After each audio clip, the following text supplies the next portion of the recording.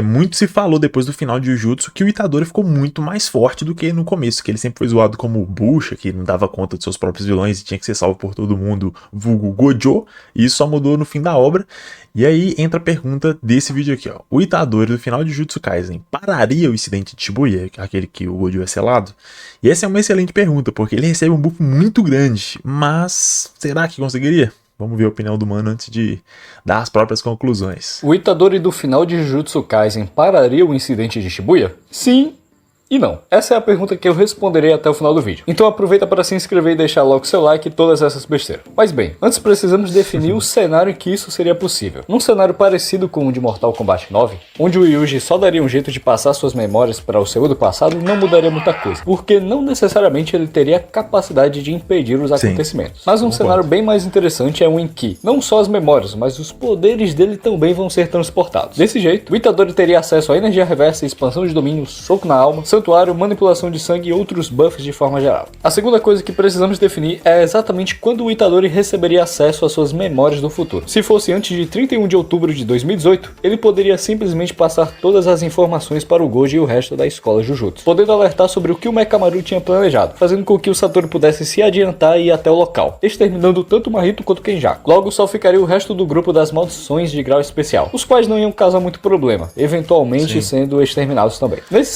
O problema do selamento foi que foi um plano muito bem feito, muito encadeado, com muita coisa certinha, inclusive o Kenjaku usando o corpo do Geto pra meio que dar uma distraída no Gojo, senão teria dado tudo errado, definitivamente. Então se tirar o plano da lista já acaba aí sim ele já pararia, mas ok. No cenário, o Itadori é 100% bem sucedido em parar o incidente de Shibuya, mas caso ele recebesse acesso às informações depois do Gojo ter passado pela cortina, as coisas não ocorreriam tão bem. E agora precisamos definir o que exatamente é o incidente de Shibuya.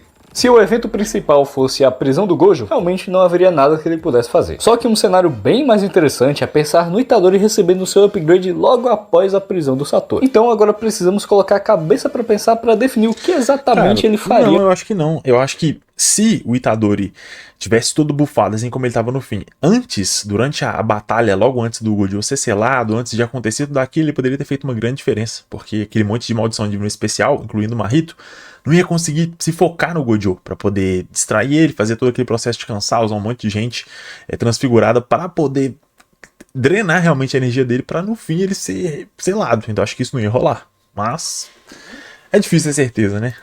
Com essas informações. Bem, ele saberia previamente do selamento do Gojo, antes mesmo de precisar ser avisado pelo Kokichi, podendo passar as informações com antecedência para o Nanami e companhia. Porém, o Yuji não é onisciente. Ele não poderia, por exemplo, avisar para o Nanami sobre o Daigon e o jogo, ou para o Megumi sobre o encontro dele com o Toji e o Loirinho, já que ele não chegou a saber sobre essas coisas. Então, a única informação relevante que ele teria era de que o Mahito e o Sukuna estariam diretamente ligados aos seus destinos, mas esses acontecimentos poderiam ser evitados por ele. Isso levaria ele a adotar uma postura bem mais cautelosa, para evitar a baixa dos seus amigos. Porém, devido à necessidade de se combater outras frentes e espalhar as forças, a decisão seria ele ficar sozinho, enquanto Megumi e o Ino fariam parte como reforço de outras equipes. O primeiro embate que ele teria seria contra um grupo de feiticeiros criminosos. Por ele estar sozinho, ele conseguiria facilmente já dar cabo tanto da velha quanto do neto dela. E por já saber sobre o segredo da técnica de inversão, o Mario que te comeu atrás do armário também já ia de Vasco rapidinho. Após isso, ele teria seu combate contra Chozo. E aqui as coisas ficam bem mais interessantes, já que o Itadori sabe que o Chozo é o seu irmão, mas o contrário não acontece. Então ele ficaria com desejo de vingança independente disso. O Itadori até poderia tentar explicar para ele, porém o mais provável é que o Chozo não acreditaria e ficaria ainda com mais raiva, achando que o Yuji estaria mentindo para ele. E apesar de não querer, o Itadori acabaria nocauteando ele sem dificuldade, vamos ser bem sinceros. E talvez o Chozo poderia ter um momento de conexão com o Itadori aqui, da mesma forma que rolou na luta final contra o Sukuna, tendo acesso à informação de que o Itadori era seu irmão. E como o Itadori não foi desacordado pelo Chozo, as filhas do Geto não conseguiriam dar para ele os dedos do Sukuna, fazendo com que o jogo não percebesse a presença dele, para ele conseguir dar o resto. Mano, o foda dessas lutas iniciais é que, tipo assim,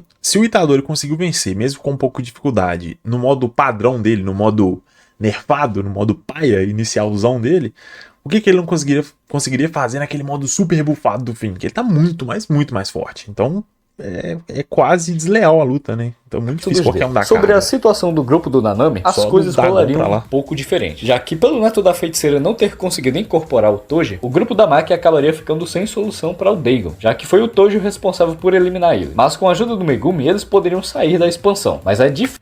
E detalhe que tava o Nanami, aquele velho relâmpago lá brabão, o Megumi e mais quem? Acho que era o Bara junto contra o Dagon, eles estavam tomando um pau. Então assim, Itadori ia penar um pouquinho aqui, mas ainda assim eu acho que ele levava. Difícil de acreditar que eles conseguiriam lidar com duas maldições de grau especial, principalmente após estarem muito enfraquecidos por conta do domínio. E provavelmente o resultado não seria diferente do anterior, com a exceção de que o Megumi não teria o Toji para salvar ele, então ele também iria para Bravo, a menos que o Itadori conseguisse impedir, já que provavelmente ele estaria perto daquele local. Mas será que o Itadori conseguiria lidar com duas maldições? Ou pelo menos com a ajuda do grupo? Eu acredito que sim. Existe uma página extra presente nos volumes físicos de Jujutsu Kaisen, que revelam que o jogo é bem mais fraco do que a Hanami no quesito resistência, fazendo com que ele tivesse ido de Vasco na hora que ele fosse atingido pela sequência de raios negros do Yuji. Então, o Itadori teria, sim, uma boa forma de conseguir exorcizar ele. E como o Dagon estaria sofrendo dos efeitos da sua técnica de estar exausta, ele seria alvo fácil. Mas será que o Itadori conseguiria acompanhar o jogo que vemos em Shibuya? Para verificar isso, precisamos comparar a performance de cada um com um elemento em comum, o Sukuna. O jogo não foi capaz de acertar o Sukuna de 15 dedos em nenhum momento durante a batalha que eles tiveram em Shibuya. E não é como se o Sukuna estivesse levando o jogo a sério também. Ao contrário do Yuji, com o qual o Sukuna não gostava de brincar e só queria ver ele caído no chão logo. E lembrando que o Sukuna de Shinjuku era o de 20 dedos, bem mais forte do que esse que a gente vê lutando contra o cabeça de... E o Sukuna não tinha motivos para simplesmente se deixar ser acertado pelo nosso protagonista, já que os socos do Yuji afetavam diretamente a fronteira das almas entre a dele e a de Megumi, comprometendo a reencarnação dele. Então, apesar da velocidade do cabeça de Monte Fuji, o Itadori não teria problemas para o acompanhar. Acertar nem Cada hora que ele cita o personagem, ele usa um apelido diferente, muito bom. causar dano, já que ele não chegou a esse ponto nem com o Rei das Maldições, podendo causar um 50-50 a qualquer momento engatando uma sequência de raios negros. Mas outro fator que precisamos analisar é a resistência. Será que o Itadori conseguiria suportar os ataques da técnica de chamas do jogo? Acredito que sim também. Fora o Gojo, o Itadori foi quem mais durou na luta contra o Sukuna lá em Shinjuku. E sem considerar a resistência contra os cortes, já que ele tem uma vantagem natural por ter sido hospedeiro do Sukuna, ele conseguiu durar bem mais em comparação com a Maki, por exemplo. Após ter tomado o raio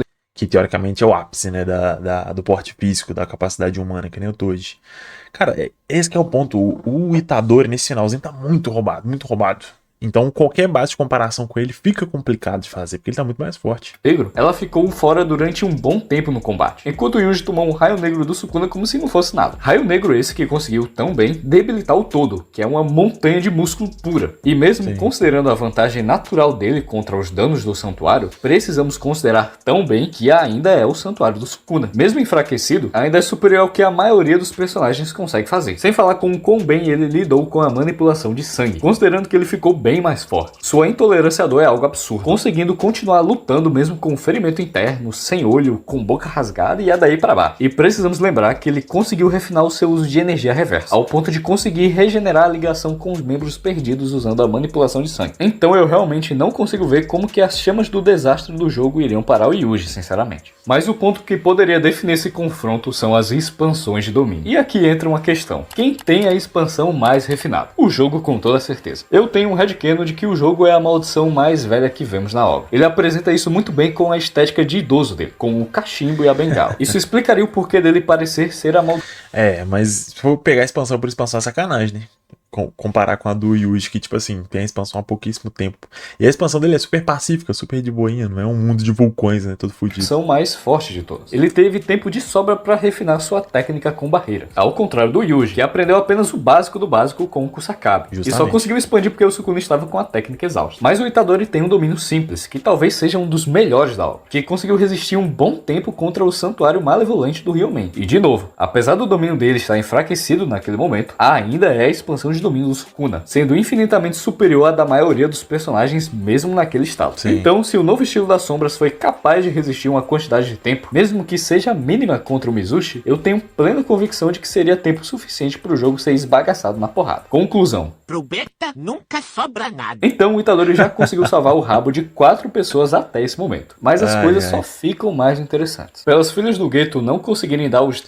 O foda é que o Itadori sempre teve cercado, rodeado dos caras mais fudidos de todos. O Mahito, que ele lutava o tempo todo, o Gojo, que mestrou ele, o próprio Sukuna, que tava dentro dele, então ele tinha que lutar, que era só a maldição mais forte de todos. Então o tempo inteiro o Itadori tava assim, sendo forçado no máximo, por mais que ele era muito mais fraco que todo mundo.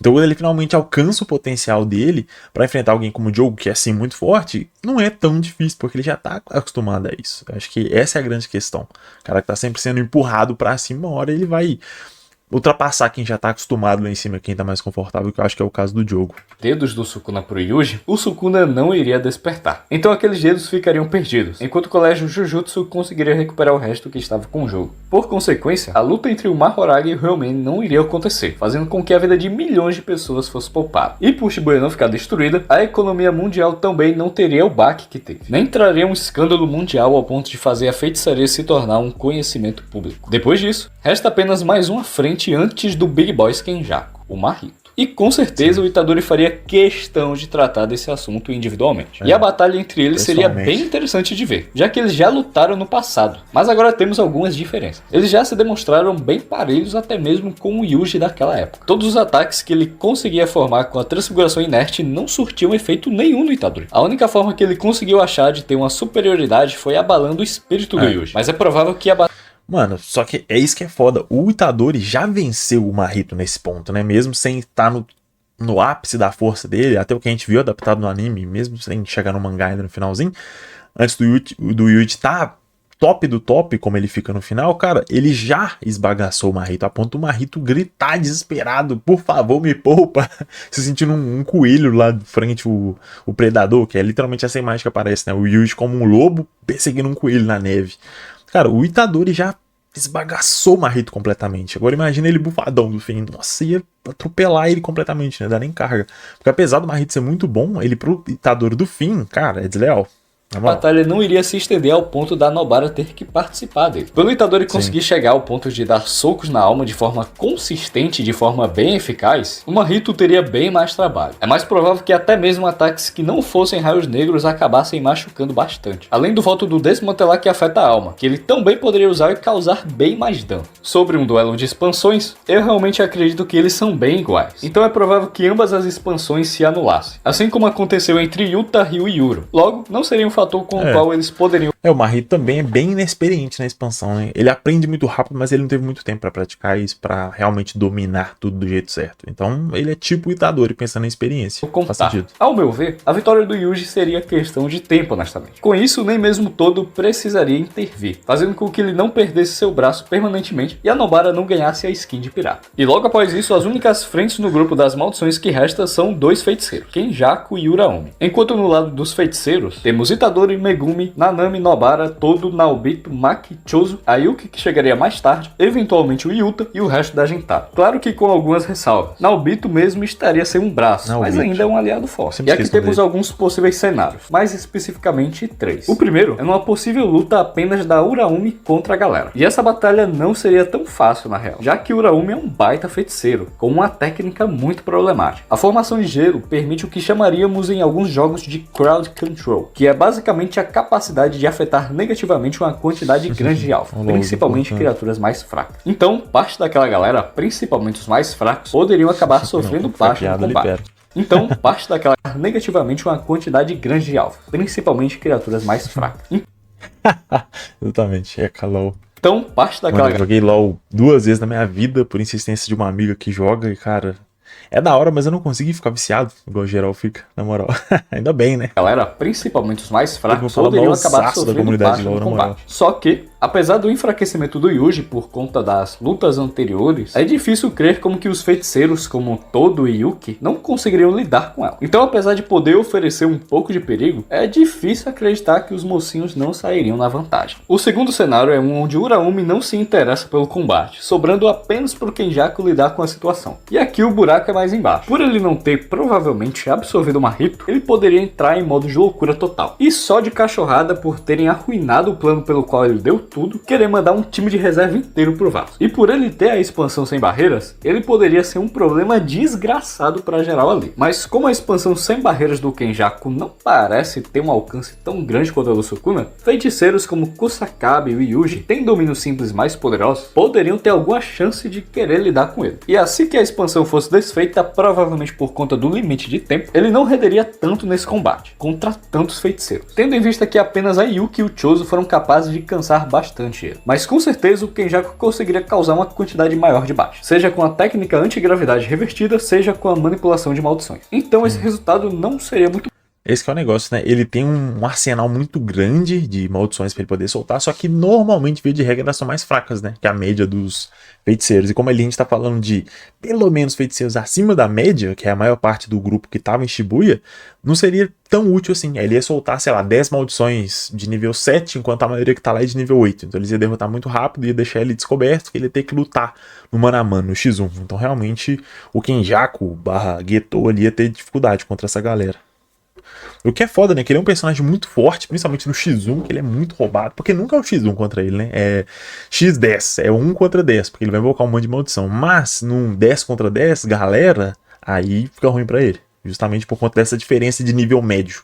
O nível médio das maldições é mais baixo e da galera é mais alto, aí fode ele. Mas enfim. Muito bom, já que o incidente de Shibuya não seria completamente impedido, mas seria melhor do que o resultado original. O terceiro e pior cenário é uma batalha onde os dois estivessem juntos, e esse é mais difícil de analisar. A esse ponto, o menino Itadori não seria capaz de muita coisa, tendo suas técnicas muito exaustas, além do seu cérebro, por conta dos usos da expansão de domínio anteriormente. E é provável que ele já não teria mais muita energia amaldiçoada ou disposição física. Então teremos que contar muito mais com os outros. E se formos fazer uma comparação. Aqui, o que o seu pai, né, é o nome do dono do canal na verdade, tá analisando, é literalmente se o Itadori voltasse no tempo lá naquele ponto e começasse a lutar de forma sequencial, assim como foi na história, cronologicamente falando. Então ele ia acumular exaustão, cansaço mental, físico, diminuição de energia amaldiçoada, então tudo isso aí ia influenciar muito. Faz sentido, faz muito sentido. É um jeito interessante de ver. Como cada um dos grupos performou contra esses chefões, é provável que os dois sozinhos conseguiriam dar cabo do resto dos feiticeiros. Mesmo assim, eu acho que as chances estão bem mais pro lado dos bonzinhos, principalmente pela vantagem numérica do que qualquer outra coisa. Principalmente se a luta se encaminhasse para ser baseada em quem resiste mais. Mas, com certeza, muita gente perderia a vida nesse processo. E se eu fosse fazer uma aposta, eu apostaria que o destino da Yuki seria o mesmo, já que por conta da sua posição de grau especial, ela se colocaria como linha de frente, estando bem mais sujeita a se lascar. Depois viria o Chozo, seja ficando fraco demais, da mesma forma que foi quando ele enfrentou o Kenjas, seja protegendo o Yuji de ida de vala. O Naobito também, por já estar bastante debilitado e não ter o seu braço, não conseguindo usar a sua técnica da melhor forma possível. Fora isso, personagens menos relevantes e mais fracos como a galera de Kyoto seriam pegos também no fogo cruzado. Mas, em compensação, essa meio que seria a batalha final de Jujutsu Kaisen, já que o Kenjaku não teria uma Rito para usar a transfiguração inerte e dar início ao jogo do abate, e foi possível salvar a maior parte das pessoas. E as baixas que eu estimei já aconteceriam de qualquer forma. No balanço geral, o impacto do Yuji foi muito mais positivo do que o esperado. Então eu diria que sim, o Itadori do final da obra seria sim capaz de parar o incidente de Shibuya. Porém, isso não é tão positivo assim, já que o Gojo ainda está selado. E já que a Hana não teria o Kenjaku com o toque transfigurador para ativar sua técnica amaldiçoada, ela não poderia desfazer o reino da prisão para salvar o Satoru. Então o Colégio Jujutsu teria que achar uma forma alternativa para libertar o feiticeiro mais forte. E caso eles não conseguissem, provavelmente ele estaria condenado a uma existência miserável, sendo deixado para enlouquecer por toda a eternidade no Gokumon Kyo. Só que eu acho que realmente daria pro Itadori impedir o selamento do Gojo por conta de tudo aquilo, de... Qual que é o meu argumento aqui? É basicamente dizer que o Gojo só foi selado porque o plano foi perfeitamente executado. Foi um plano muito bom, feito de forma perfeita, quase. Eles colocaram cada etapa, cada momento certo, vai lá, faz aquilo, cansa ele, você distrai esse pessoal, separa aqui, usa pessoas para impedir a expansão dele. Geto, você vai entrar nesse momento, deixar ele parado na mente dele lá por 1 minuto, para aí sim ele ir pro reino da prisão. Só por conta disso que ele realmente foi selado. Se o Itadori entra nessa equação, meio que para desbalancear mesmo que um pouco qualquer um desses fatores, ganha ali de algum oponente específico, libera uma galera pra ir lá ajudar o Gojo, ou diminui a quantidade de inimigos que o Gojo vai ter que enfrentar, ou principalmente se ele consegue interceptar o Geto, que é a peça fundamental ali, a mais importante, cara, acabou. Aí o Gojo não seria selado, e Gojo não sendo selado já deu ruim pro restante inteiro. Consequentemente, Itadori salva todo mundo do incidente de Shibuya. Então acho que a questão tá aí. Se ele salvasse o Geju... Nossa, Geju é foda. O Gojo, aí sim já era. Mas muito bom, gostei. Muito bom o vídeo do mano. Esse aqui é o canal dele, o seu pai. Se inscrevam lá. Mas é isso aí, rapaziada. Espero que vocês tenham gostado e vejo vocês no próximo vídeo. Valeu!